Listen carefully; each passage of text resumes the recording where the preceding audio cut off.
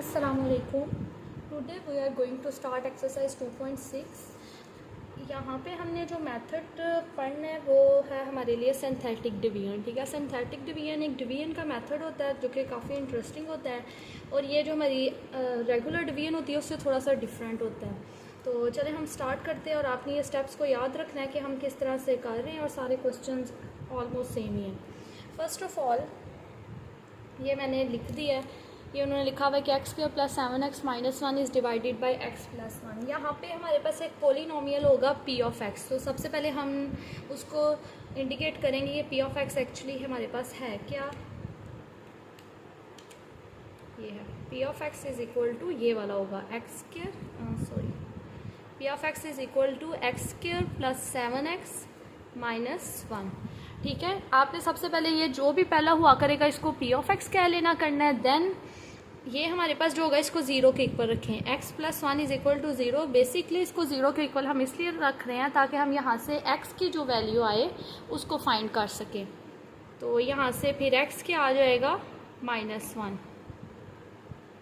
अब इस रूट को पिक करके और इस पोलिनोमियल को लेके हम अपनी सिंथेटिक डिवीजन को सॉल्व करते हैं. इसके लिए आपने इस तरह से ड्रॉ करना है.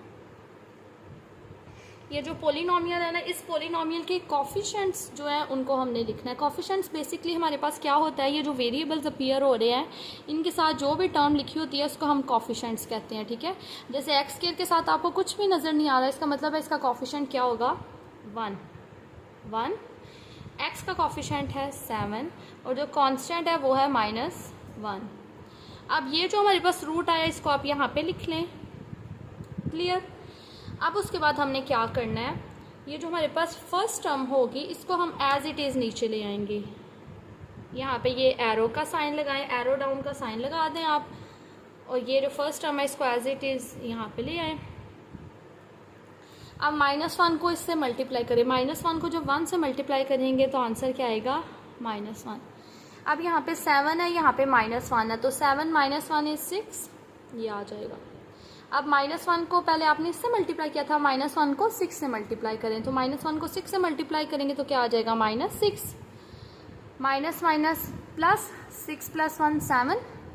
और साइन हमें पता है कि हम हमेशा वो चूज़ करते हैं जो बड़ी टर्म के साथ होता है. यहाँ पे 6 इज़ द लार्जेस्ट, सो 6 के साथ माइनस का साइन है इसलिए हम लोग उसको ले लेंगे यहाँ पे माइनस. अच्छा, यहाँ पे ना एक दफ़ा आप स्टेटमेंट को रीड करें. वहाँ पे उन्होंने बोला है कि आप सिंथेटिक डिवीजन को यूज़ करते हुए फाइंड करें, कोशेंट को फाइंड करें और रिमाइंडर को फाइंड करें. सबसे पहले हम देखते हैं जो हम आर्म डिवीजन करते हैं उसमें what is the quotient, what is remainder. ये हमारे पास आर्म डिवीजन होती है. ठीक है, हम इस तरह से बना लेते हैं. तो हमारे पास यहाँ पे क्या आ जाता है कोशेंट. यहाँ पे हमारे पास जो भी फंक्शन होता है वो ले लिया हमने, और यहाँ पे हमारे पास आता है रिमाइंडर. ठीक है, और यहाँ पे हमारे पास डिवाइज़र आता है. इस तरह से करके ये होता है. ठीक है, तो हमने इस क्वेश्चन में हमने बताना है what is the quotient and what is the remainder. तो इतना आपने सॉल्व कर लिया ना, तो आप यहाँ पे इस तरह से बॉक्स बना देंगे. ये बॉक्स इंडिकेट कर रहा है कि हमारे पास ये जो है ये रिमाइंडर आ गया और ये हमारे पास क्या है कोशेंट है. तो हम चले इसको लिखते हैं.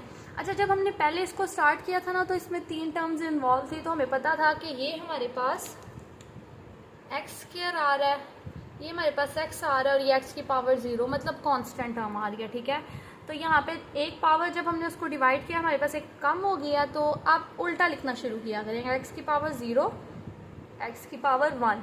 तो इसका मतलब है कि जब हम इसको लिखेंगे हम लिखेंगे कोशेंट. हमें पता है हम क्यू से उसको इंडिकेट करते हैं, Q of x is equal to x.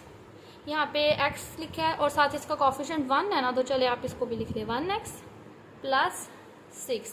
यहाँ पे x की पावर 0 नहीं लिखना क्योंकि हमें पता है किसी भी वेरिएबल की पावर 0 ले ले तो आंसर हमेशा 1 ही आता है, सो वो नहीं हम लिखेंगे. और रिमाइंडर r हमारे पास क्या आ जाएगा -7. तो ये थी हमारी सिंथेटिक डिवीजन. अब हम करते हैं इस क्वेश्चन का सेकेंड पार्ट, उसको मैंने वहाँ पे लिख दिया है. यहाँ पे जो हमारा फर्स्ट स्टेप था वो क्या था, सबसे पहले हम देखेंगे यहाँ पे what is p of x. अच्छा, इसको हम p ऑफ x इस तरह से रीड करते हैं. ठीक है, p ब्रैकेट पे हम ऑफ का वर्ड यूज़ करते हैं, P of x. So P of x is 4x³ minus 5x plus 15। x plus 3 को हम 0 के इक्वल रख के x की वहाँ से वैल्यू ले लेंगे। सो x इज़ इक्वल टू -3। अब हम अपनी सिंथेटिक डिवीजन स्टार्ट करते हैं। x³, अब देखिए यहाँ पे आप देख रहे हैं कि x² वाला कोफिशिएंट मिसिंग है। सो उसकी जगह ये नहीं कि हम उसको लिखेंगे नहीं, उसकी जगह पे हम क्या लिख देंगे, 0। आपने ये याद रखना कि सिंथेटिक डिवीजन में एक सीक्वेंस से पावर्स डिक्रीज हो रही हैं, ठीक है। तो अगर क्यूब से स्टार्ट हो रहा है देन जो स्क्वायर वाली टर्म है वो भी ज़रूर आएगी, और अगर वो नहीं है तो उसकी जगह इट्स मीन कि हम 0 लगाएंगे। फिर 5 और 15, और ये हमारे पास क्या था, -3। पहले आपको बताया था ये डाउन एरो लगा के इसको एज इट इज़ लिख लेना है। 4 3 था हमारे पास क्या हो जाएगा, -12 और 0 अगेन -12। अब माइनस माइनस प्लस 12 3 था 36 में से 5 को सब्ट्रैक्ट कर दे तो ये आ जाएगा 31। अब 31 को जब हम 3 से मल्टीप्लाई करें तो हमारे पास क्या आंसर आएगा, 9 माइनस। अब चले इसको हम माइनस करते हैं तो साइन बड़ी टर्म का, और 78। क्लियर। यहाँ पे हम लिख देंगे कि हमारे पास क्यू ऑफ एक्स क्या है। अच्छा ये देखिए, हमेशा पता है हमारा इन क्वेश्चंस में क्या होता है, अगर आपका क्वेश्चन x² से स्टार्ट हो रहा है ना, लाइक दिस, x² से स्टार्ट हो रहा है, तो जो हमारे पास क्वोशिएंट आया करेगा ना वो x हुआ करेगा, मतलब एक पावर क्या होगी, कम होगी, ठीक है। सेम ये हमारे पास क्यूब से स्टार्ट हो रहा है तो जो हमारे पास क्वोशिएंट होगा वो x² से होगा। या फिर आपको मैंने जो दूसरा मेथड बताया कि आप यहाँ से पावर्स को इस तरह कर लिया करें, ठीक है। 4x² माइनस 12x प्लस 31, और रिमाइंडर हमारे पास क्या आ जाएगा, -78। That's it. ये क्वेश्चन काफ़ी इंटरेस्टिंग है। अब इस क्वेश्चन का जो थर्ड पार्ट है वो भी काफ़ी सिंपल है, उसमें भी हमारे पास क्यूब वाला एक्सप्रेशन अपीयर हो रहा है। जैसा सेकंड पार्ट किया है ना उसको भी आपने खुद से अटेम्प्ट कर लेना है। अब हम चलते हैं क्वेश्चन नंबर 2 की तरफ। यहाँ पे हमें कहा गया है कि आप सिंथेटिक डिवीजन को यूज़ करें, और हमें एक वेरिएबल दे दिया गया है विच इज़ एज, और हमें कहा गया है कि आप क्या करें कि इस एज की वैल्यू को फाइंड करें। सो फर्स्ट ऑफ ऑल हम क्वेश्चन को अंडरस्टैंड करते हैं कि क्वेश्चन है क्या, 3 is the zero of the polynomial, कि ये जो 3 है वो इस पोलिनोमियल का ज़ीरो है। इस चीज़ को आप अंडरस्टैंड करें। 3 is the zero of polynomial का मतलब है कि हमारे पास जिस तरह हम करते थे ना, x plus a is equal to 0, x is equal to -a, ठीक है। जो हमने क्वेश्चन 1 में जो चीज़ यूज़ किया वो यही था कि हमारे पास a की जगह कोई भी रूट गिवन होता था, हम उसको राइट साइड पे ले जाते थे वैल्यू को, ठीक है। तो इस क्वेश्चन में ये जो -a है ना, ठीक है, और ये जो 3 है ये सेम है, कि ये उन्होंने खुद ही हमें फाइंड कर दिया। ये जो हम स्टेप करते थे वो हमें करने की अब बिल्कुल ज़रूरत नहीं है, उन्होंने हमें खुद से फाइंड कर दिया कि आप जो भी पोलिनोमियल लेंगे 3 उसका 0 होगा। 3 उसका 0 होगा मतलब ये कि x की वैल्यू क्या हो जाएगी, 3 हो जाएगी। कि सिंथेटिक डिवीजन में जिसको हमने यहाँ पे रखना होता है बाहर एज अ रूट, वो हमारे पास 3 होगा। तो चले हम करते हैं क्वेश्चन को स्टार्ट। ये क्वेश्चन आपने अच्छे से अंडरस्टैंड करना है क्योंकि इसमें मिस्टेक के चांसेस काफ़ी ज़्यादा होते हैं। ऑल द क्वेश्चन कुछ मुश्किल नहीं है, सिंपल है, इंटरेस्टिंग है, लेकिन ये है कि फिर भी इसमें मिस्टेक्स के चांसेस आ जाएंगे बिकॉज यहाँ पे वेरिएबल इन्वॉल्व हो गया ना, तो वेरिएबल वाली चीज़ों को डील करना इज़ लिटिल बिट डिफ़िकल्ट। सबसे पहले हम ये कर लेते हैं अपना 2, x² का कोफिशिएंट है -3h। अब x का कोफिशिएंट इज़ मिसिंग, सो उसकी जगह 0, और जो कांस्टेंट है हमारे पास वो है 9, और यहाँ पे क्या आ जाएगा 3। First as it is 3 to the 6। अब मैं आपको साथ साथ बताती हूँ कि स्टूडेंट मिस्टेक्स कहाँ पे करते हैं। सबसे पहली मिस्टेक उन्होंने ये करनी है कि 6 में से 3 को सब्ट्रैक्ट करके यहाँ पे क्या लिख देंगे 3h, विच इज़ रॉन्ग, ठीक है। यहाँ पे आप देखें कि ये हमारे पास वेरिएबल आ रहा है, ये हमारे पास एक सिंगल हमारे पास एक कांस्टेंट है, ठीक है। तो ये हमारे पास डिफरेंट नंबर है, ये डिफरेंट है, हम इसको कैसे ऐड कर सकते हैं। जैसे आप एक एग्जांपल अगर देना चाहें तो आप ये देख लें कि आपको अगर कहा जाए 5 के अंदर ए एक्स को ऐड करें तो क्या आप करेंगे? आप क्या 6 से एक्स आंसर लिख देंगे? कभी भी नहीं, क्योंकि हमें पता है 5 is different, A x is different. हमने जब ऐड करना होता है तो उनकी जो टाइप होती है वो बिल्कुल सेम होनी चाहिए, लेकिन यहाँ पे तो ये डिफरेंट है। इसका मतलब है कि ये हम नहीं कर सकते। सो इसको हम लिख देंगे 6 माइनस 3h, या फिर आप -3h + 6 भी लिख सकते हैं, ठीक है। लेकिन ये है कि हम ज़्यादा प्रेफर करते हैं नेगेटिव साइन वाली टर्म को बाद में रखें। अब 3 को इससे मल्टीप्लाई करना है तो हमें थोड़ी सी मुश्किल ना हो। अगर आप चाहें तो आप डायरेक्ट 3 को 6 से करें, 3 को 3 से करें, लेकिन हम फिर भी यहाँ पे इस तरह करेंगे। ये फर्स्ट क्वेश्चन मैं आपको ज़रा डिटेल में करवा रही हूँ ताकि कहीं से भी आपके चांसेस ना मिस्टेक के रहें। 3 6 था 18 -3 3 दा 9h। तो ये हमारे पास हो गया 18 - 9h। अब हमने ये जो 3 है इसको इससे मल्टीप्लाई करना है, ठीक है। तो 3 18 - 9h। अब जब इसके साथ हम इसको मल्टीप्लाई कर लेते हैं तो अब हमारी अपनी चॉइस है, हम इसको चाहें तो ओपन कर लें, चाहें तो ना ओपन करें। लाइक हम इसको ऐसे कर सकते हैं। ये हमें पता है ये डिफरेंट है, ये डिफरेंट है, ठीक है। तो हम 18 - 9h प्लस ये वाला 9, ठीक है। अब हमने यहाँ पे देखना है हमारे पास क्वोशंट क्या है और हमारे पास रिमाइंडर क्या है। तो सबसे पहले हम अपना क्वोशंट और रिमाइंडर को सेपरेट करके लिख लेते हैं। तो हमारे पास यहाँ पे q(x) बन रहा है। q(x) इज इक्वल टू ये x के बगैर वाली टर्म, कांस्टेंट टर्म, x की पावर 1 x की power 2, 2x² plus 6 minus 3h x plus 18 minus 9h। और रिमाइंडर हमारे पास क्या आ गया है 9 प्लस ये 9 को मैं पहले लिख रही हूँ 3 × 18 माइनस 9h। क्लियर। अब हमने वैल्यू फाइंड करनी है एज की। तो एज की वैल्यू फाइंड करने के लिए देखिए हमें क्वेश्चन में उन्होंने कहा था कि 3 0 है इस पोलिनोमियल का, ठीक है। 3 उस पोलिनोमियल का 0 है, इसका मतलब है कि ये पोलिनोमियल पूरा सॉल्व हो रहा है। जब पूरा सॉल्व हो रहा है तो इसका ये जो क्वोशंट है वो इक्वल किसके हो जाएगा? 0, सॉरी रिमाइंडर किसके इक्वल होगा?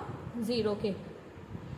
हम जब भी क्वेश्चन सॉल्व करते हैं आर्म डिवीजन से तो हम देखते हैं कि जब नीचे 0 आ जाता है तो हम कहते हैं कि ये उसका 0 है, ठीक है। ये उसका रूट बन गया। रूट तभी बनता है जब उसको इक्वेशन में पुट करें और आंसर 0 आए। तो ये क्वेश्चन में उन्होंने कहा है कि 3 इसका पोलिनोमियल है, 0 है, तो इसका मतलब है कि remainder must be equal to 0। r equal to 0 implies 9 plus 3 × 18 minus 9h is equal to 0। तो ये हमारे पास हो जाएगा 9 प्लस 18 3 द 54 माइनस 9 3 द 27h is equal to 0। 54 plus 9 that is 63 minus 27h is equal to 0। अब यहाँ पे हम कॉमन ले सकते हैं। ये कॉमन नहीं भी लेना, वैसे 3 के टेबल से कॉमन भी ले सकते हैं, वो नहीं भी लेना तो आप ऐसा करें कि एच वाले को एक तरफ ले जाए और दूसरी को एक तरफ ले जाए। अब हमें तो जस्ट एच की वैल्यू चाहिए, ठीक है। सो हम क्या करते हैं 63/27 इज इक्वल टू 8। अब इसकी कटिंग कर लेते हैं। 63 है ना, तो 21 3 के टेबल पे बुक करें 3 9 दा, फर्दर आगे कटिंग हो जाएगी 3 7 दा और 3 3 दा 9, ठीक है। ये 3 के टेबल पे इसकी कटिंग कर दी। तो अल्टीमेटली जो हमारे पास एज की वैल्यू आ गया वो आ गया 7/3।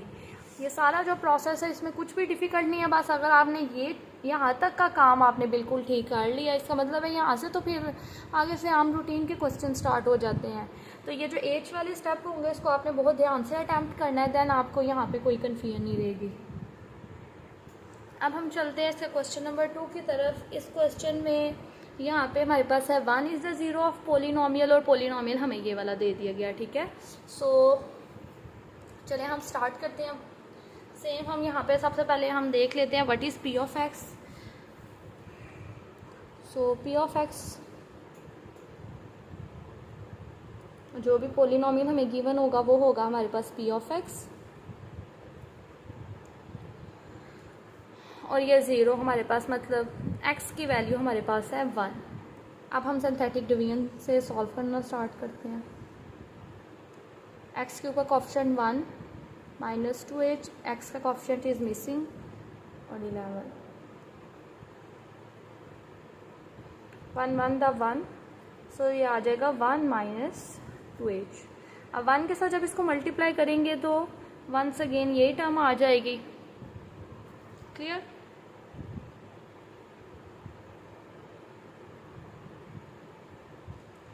यहाँ पे आ जाएगा 1 माइनस 2 ऑफ एच। अब दोबारा जब इसको 1 के साथ हम करेंगे तो ये क्वेश्चन काफ़ी सिंपल लग रहा है, 1 माइनस 2 ऑफ एच। अब हम ऐसा करते हैं कि इन दोनों को सॉल्व करते हैं, तो ये हमारे पास क्या आ जाएगा, इनको जब हमने सॉल्व करना है तो ये बेसिकली हमारे पास रिमाइंडर होता है ना, तो ये आ जाएगा 11 प्लस 1 माइनस 2 ऑफ एच, तो ये हमारे पास आ जाएगा 12 माइनस 2 ऑफ एच। क्लियर? अब इसके बाद का स्टेप किसी को याद है कि हमने क्या किया था? इसके बाद हमने क्या किया था, जो रिमाइंडर आर ऑफ एक्स था उसको हमने लिखा था। सबसे पहले हम इसमें, आप ये ज़रूर साथ लिखेंगे, यहाँ पे हमारे पास क्यू ऑफ एक्स क्या आ गया है, x square plus 1 minus 2h x plus 1 minus 2 of h, और आर हमारे पास क्या आ गया, 12 माइनस 2 ऑफ एच। क्वेश्चन को फर्दर सॉल्व करने के लिए R must be equal to 0, h की वैल्यू फाइंड करनी है ना, तो 12 minus 2h is equal to 0, 12 is equal to 2h, h is equal to 6। काफ़ी सिंपल ये क्वेश्चन था। ठीक है,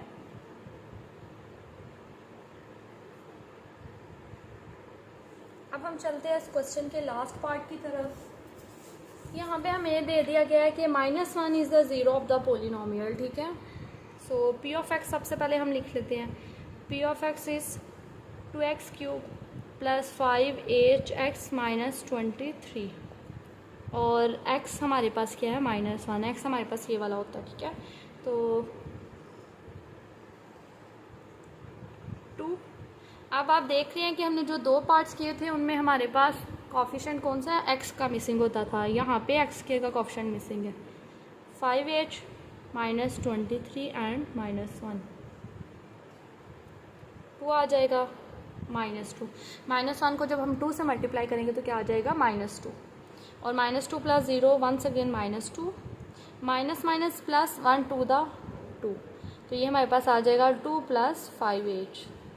अब -1 को जब इससे मल्टीप्लाई करेंगे तो -2 प्लस 5h, तो ये हमारे पास रिमाइंडर आ रहा है। रिमाइंडर हमारे पास क्या आ रहा है, -23 माइनस इंटू 2 प्लस 5h।